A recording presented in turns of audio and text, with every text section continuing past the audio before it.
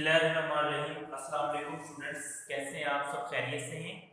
मैं उम्मीद करता हूं यकीनन आप सब बच्चे अल्लाह ताला के फजल करम से खैरियत से होंगे। Students, physics FSc part 2 chapter number 19 very next topic according to smart syllabus. आज हम डिस्कस करेंगे Einstein's photoelectric effect. Last time हमने डिस्कस किया था फोटोइलेक्ट्रिक इफेक्ट और अब एक फोटोइलेक्ट्रिक इफेक्ट का कॉन्सेप्ट आइंस्टाइन ने दिया। ये as a short plus long question आप स्टडी करेंगे। Students, on the basis of quantum theory की बुनियाद पे आइंस्टाइन ने एक्सप्लेन किया था। किसको एक्सप्लेन किया था इस आइंस्टाइन ने? फोटोइलेक्ट्रिक इफेक्ट को on the basis of Planck's photon theory. Planck's की जो फोटॉन थ्योरी लास्ट टाइम हम डिस्कस कर चुके हैं, उसकी बुनियाद पे he used the idea of quantization energy। इसने कौन सा आइडिया यूज किया क्वांटाइजेशन एनर्जी का? मतलब जो फिक्स इसके अंदर या जो इलेक्ट्रॉन इमिट होते हैं उनकी जो एनर्जी फिक्स होती है, उस आइडिया को लेके as proposed by Max Planck. और इस आइडिया को तजवीज किया था किसने? मैक्स प्लांक ने। द एनर्जी ऑफ फोटॉन, ये देखिए हम ये प्लांक्स की थ्योरी थी फोटॉन की, उस लिहाज से हम इसको डिस्कस कर लेते हैं। प्लांक्स के मुताबिक E is equal to H F होता है, तो इसी लिहाज से इसने भी इसको एक्सप्लेन किया। कहता है कि when light falls on metal surface, जब लाइट मेटल सरफेस के ऊपर फॉल करती है, इस दौरान photon is absorbed by only one electron. एक इलेक्ट्रॉन की तरफ से एक फोटॉन जो है वो एब्जॉर्ब हो जाता है। फोटॉन स्टूडेंट्स आप जानते हैं, हम पढ़ भी चुके हैं, the packets are bundles of energy in form of light। if the incident photon has sufficient energy, वो फोटॉन जो इंसिडेंट हुआ, जो टकराया किसके साथ? मेटल सरफेस के साथ, उसकी अगर तो सफिशिएंट एनर्जी, काफी ज्यादा एनर्जी है, तो एक इलेक्ट्रॉन को एस्केप करने के लिए, मतलब एक इलेक्ट्रॉन को मेटल सरफेस से निकालने के लिए, फर्ज कर ली ये मेरे पास ये मेटल सरफेस है, इसके ऊपर ये लाइट जो है, ये ब्लू मार्कर जो है, ये लाइट इंसिडेंस को शो कर रहा है, लाइट इसके ऊपर फॉल कर रही है। अगर एक फोटॉन फॉल करता है, ये पैकेट ऑफ एनर्जी या बंडल ऑफ एनर्जी आप इसको कंसीडर कर लीजिए, फोटॉन की शक्ल में लाइट इसके ऊपर इंसिडेंट कर रही है और इसमें से ये इलेक्ट्रॉन इमिट हो रहे हैं। तो इस लिहाज से स्टूडेंट्स आपने याद रखना है कि अगर तो जो एक फोटॉन आ रहा है, इंसिडेंट हो रहा है, मेटल सरफेस के ऊपर आके टकरा रहा है, उसके अंदर इतनी ज्यादा एनर्जी है कि वो एक इलेक्ट्रॉन को एस्केप कर सकती है, then a part of energy, तो बाकी फिर जो एनर्जी थी इतनी ज्यादा, वो किधर जाएगी? वो वर्क फंक्शन कहलाती है और इसको हम यूज, मतलब ये इस्तेमाल हो जाती है, जो वर्क फंक्शन वाली एनर्जी है, इस शक्ल में to break away the metal and rest energy appears as kinetic energy. मतलब बाकी जो एनर्जी होगी वो मेटल की सरफेस को ब्रेक कर देती है, तोड़ देती है, और जो रेस्ट एनर्जी होती है वो काइनेटिक एनर्जी ऑफ इलेक्ट्रॉन्स की शक्ल में, क्योंकि इलेक्ट्रॉन जब इमिट होते हैं तो उसके बाद इलेक्ट्रॉन मूव करते हैं, मोशन की वजह से जो एनर्जी होगी वो रेस्ट एनर्जी जो है वो काइनेटिक एनर्जी की शक्ल में आ जाएगी। इस तरह से हम सबसे पहले तो ये पढ़ लेते हैं वर्क फंक्शन। हमने कहा कि इतनी ज्यादा जो एनर्जी थी इमिटेड इलेक्ट्रॉन की बाय फोटॉन की तरफ से, वो कुछ तो इलेक्ट्रॉन को इमिट करने के लिए यूज होगी, बाकी एनर्जी किधर की? वो वर्क फंक्शन कहलाता है। और वो वर्क फंक्शन क्या होता है? वो वर्क फंक्शन की जो एनर्जी है असल में होती है भी एनर्जी है, लेकिन ये कौन सी एनर्जी होती है? जो मेटल सरफेस को ब्रेक कर देती है और उसके बाद बाकी जो इलेक्ट्रॉन जो हैं वो उनको मूव करवाने के लिए इस्तेमाल की जाती है। वर्क फंक्शन को हम डिफाइन कर लेते हैं, ये मिनिमम एनर्जी होती है रिक्वायर्ड टू एस्केप इलेक्ट्रॉन, वो कम से कम एनर्जी जो इलेक्ट्रॉन को एस्केप करने के लिए, मेटल सरफेस से निकालने के लिए जो एनर्जी रिक्वायर होती है, उसको हम वर्क फंक्शन कहते हैं।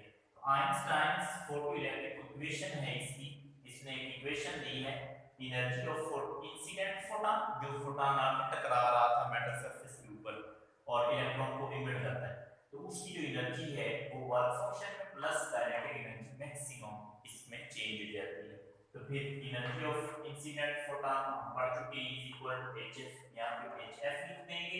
वर्क फंक्शन को स्टूडेंट्स फाई से रिप्रेजेंट करते हैं। वर्क फंक्शन क्या होता है हम पढ़ चुके हैं, minimum energy required to escape electron from metal surface plus kinetic energy का फार्मूला लगाएंगे हाफ mv स्क्वायर और नीचे आप मैक्स लिख देंगे, मैक्स फॉर मैक्सिमम। अगर यहाँ से वर्क फंक्शन को आप लेफ्ट साइड में शिफ्ट करें तो वर्क फंक्शन इधर क्या होगा प्लस, लेफ्ट साइड पे hf में से माइनस होगा और इस साइड पे हमारे पास मैक्सिमम काइनेटिक एनर्जी आ जाएगी। इस इक्वेशन को हम आइंस्टाइन फोटोइलेक्ट्रिक इक्वेशन का नाम देते हैं। इसका एक स्पेशल केस है कि अगर तो काइनेटिक एनर्जी ऑफ फोटोइलेक्ट्रॉन्स जो इलेक्ट्रॉन इमिट हुए हैं फोटॉन की वजह से या लाइट की वजह से इस जीरो, उनकी एनर्जी काइनेटिक अगर जीरो है तो फिर जो फ्रीक्वेंसी ऑफ इलेक्ट्रॉन्स होगी वो थ्रेशोल्ड फ्रीक्वेंसी के इक्वल होगी। थ्रेशोल्ड फ्रीक्वेंसी हम लास्ट टाइम डिस्कस कर चुके हैं, तो लिहाजा हमारे पास जो इक्वेशन है hf not minus phi is equal to 0।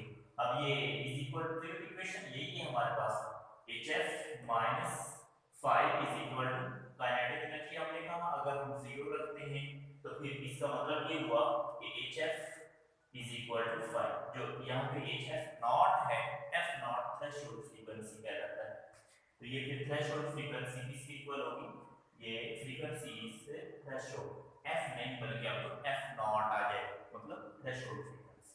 Now Einstein's photoelectric equation जो थी ये ऊपर वाली फर्स्ट नंबर वाली का ये क्या बन जाएगी hf माइनस ये सेकंड नंबर वाली अगर आप देखें तो hf एज इट आ जाएगा माइनस phi, phi यार किसकी इक्वल हुआ थ्रेशोल्ड फ्रीक्वेंसी के लिहाज से hf के इक्वल, तो hf not is equal to आगे हमारे पास क्या लिखा हुआ है मैक्सिमम काइनेटिक एनर्जी, आप जस्ट काइनेटिक एनर्जी मैक्स भी लिख सकते हैं। तो ये इक्वेशन थी फोटोइलेक्ट्रिक इफेक्ट की जो कि आइंस्टाइन ने दी थी। अब ये क्या बन जाएगी, इनर काइनेटिक एनर्जी जीरो होने की शक्ल में ये बन जाएगी।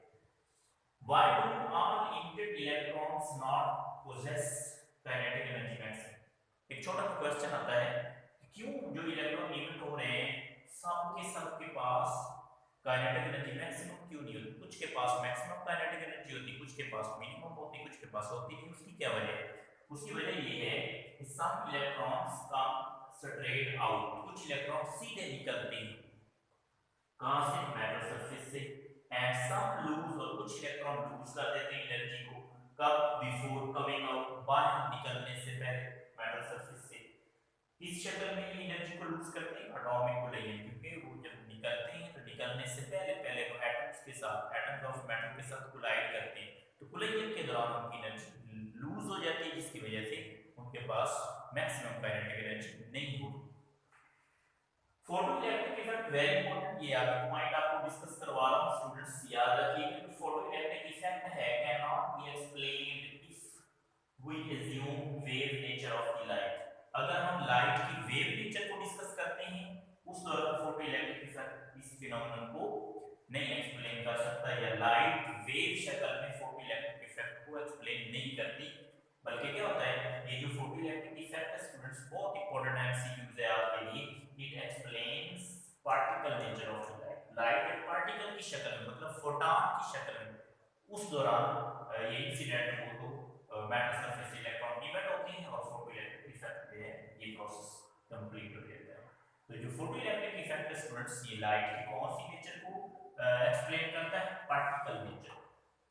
आइंस्टाइन ने फिर इस काम की वजह से जो इसने फोटोइलेक्ट्रिक इफेक्ट दिया था इसने रिसीव किया नोबेल प्राइज का 1921 के अंदर, इंपॉर्टेंट है। इसके बाद एक शॉर्ट क्वेश्चन आता है वेरी इंपॉर्टेंट है, फोटोसेल क्या होता है स्टूडेंट्स, सबसे पहले इसको डिफाइन करेंगे, उसके बाद इसका प्रिंसिपल किस उसूल पे काम करता है, ये होता किस तरह का कंस्ट्रक्शन, इसके अंदर जो इमिशन होती है वो कैसे होती है, फिर इसकी डायग्राम, वर्किंग और यूजेस में। अगर ये शॉर्ट क्वेश्चन आ जाए तो आपने इसको डिफाइन करना है, डेफिनेशन के बाद प्रिंसिपल लिखेंगे, प्रिंसिपल के बाद स्टूडेंट्स आप यूजेस लिखेंगे, लेकिन एज अ कांसेप्ट आप इसको अच्छे लिहाज से तमाम पॉइंट्स के लिहाज से याद कर लें। It is a device whose electrical properties are affected by light। Photocell एक ऐसी डिवाइस है जिसकी इलेक्ट्रिकल प्रॉपर्टीज जो हैं ये अफेक्टेड होती हैं लाइट की तरफ से, मतलब लाइट की इंसिडेंट ज्यादा होगी तो इसके अंदर जो electrical properties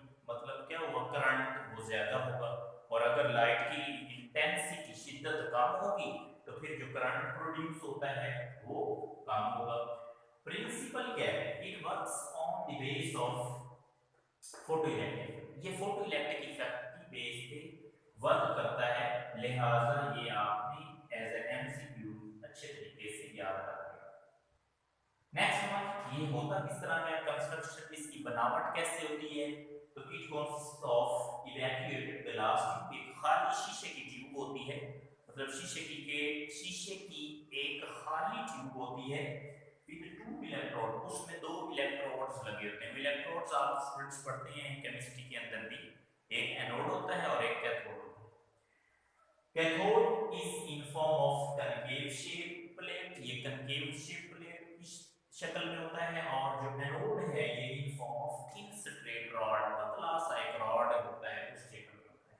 light emitted by cathode, cathode से जो लाइट इमिट होती है ये किस लिहाज से होगी और किस किस्म की मेटल की सरफेस अगर हम कैथोड की लगाएं, तो अगर तो कैथोड है सोडियम एंड पोटेशियम का, तो फिर ये इमिट करता है इलेक्ट्रॉन विजिबल लाइट की जो नजर आती है।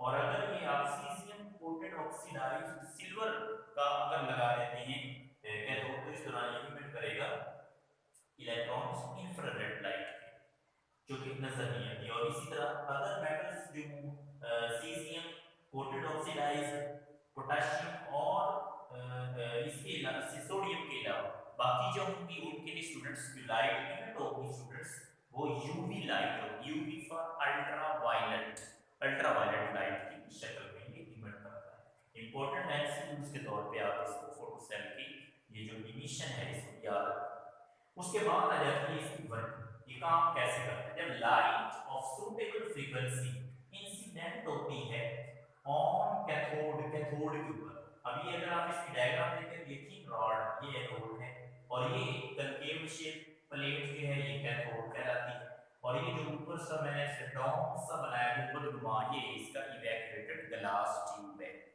और नीचे ये इसका सारा पोर्शन है। तो इसमें अगर हम डायग्राम के लिहाज से इसकी वर्किंग डिस्कस करें, जब ये जो एरो हेड है ब्लू कलर के, ये लाइट इंसिडेंस को शो कर रहे हैं, ये लाइट जो है वो इंसिडेंट हो रही है कहां पे, कनकेव प्लेट के ऊपर। तो इलेक्ट्रॉन इमिट होते हैं और करंट, इस जैसे ही इलेक्ट्रॉन इमिट होते हैं तो करंट पैदा हो जाता है, और ये करंट जो है वेरी करता है किस लिहाज से, इंटेंसिटी ऑफ लाइट। अगर लाइट की शिद्दत कम होगी, डिम होगी, तो फिर करंट भी कम प्रोड्यूस होगा क्योंकि इलेक्ट्रॉन इमिशन कम हो जाता है। इसको हम इस्तेमाल कहाँ कर सकते हैं, सिक्योरिटी सिस्टम में आप इसको इस्तेमाल कर सकते हैं जहाँ पे ये मेटल डिटेक्टर होते हैं, बीम अलार्म समझते हैं, और इसके अलावा काउंटिंग सिस्टम होता है जहाँ पे ये अगर आप डिपार्टमेंटल स्टोर्स में जाएं या जो ब्रांडेड शॉप्स हैं वहाँ पे आप एंटर होते हैं, तो उन्होंने एक डोर के अंदर एक काउंटर डिवाइस लगाई होती है, वो जितने भी कस्टमर आते हैं उनको काउंट करने के आज इतने कस्टमर आए इतने गए, और उससे फिर वो अपना परसेंटेज निकाल लेते हैं। तो काउंटिंग सिस्टम में और ऑटोमेटिक डोर सिस्टम खुद ब खुद ही डोर क्लोज होता है और खुद ही वो खुल जाता है, सामने जाते हैं डोर ओपन हो जाता है, हम आगे गुजर जाते हैं डोर खुद ही बंद हो जाती है। ऑटोमेटिक सिस्टम डोर सिस्टम जो है वहाँ पे भी इस्तेमाल किया जाता है। ऑटोमेटिक स्ट्रीट लाइट्स जो खुद ही ऑन ऑफ होती हैं वहाँ पे इस्तेमाल होते हैं। साउंड ट्रैक फॉर मूवीज के लिए जब मूवीज चल रही होती है तो पीछे साउंड कुछ आवाजें जो साउंड सेट करते हैं वो आ रही होती है, वहाँ पे भी इस्तेमाल किया जाता है। और इसके बाद स्टूडेंट्स हमारे पास शॉर्ट क्वेश्चन एक्सरसाइज का 19.5 अकॉर्डिंग टू स्मार्ट सिलेबस 19.5 और 19.6 दो शॉर्ट क्वेश्चन। 19.5 में तो कहते हैं कि कंप्रेस्ड स्प्रिंग है और एक अनकंप्रेस्ड स्प्रिंग है, तो किसके अंदर एनर्जी ज्यादा होगी। स्टूडेंट्स याद रखना है कंप्रेस्ड स्प्रिंग का मैस है, हाँ सॉरी मैस को पूछते हैं कि कंप्रेस्ड स्प्रिंग का मैस या अनकंप्रेस्ड स्प्रिंग का मैस जो है वो ज्यादा होगा।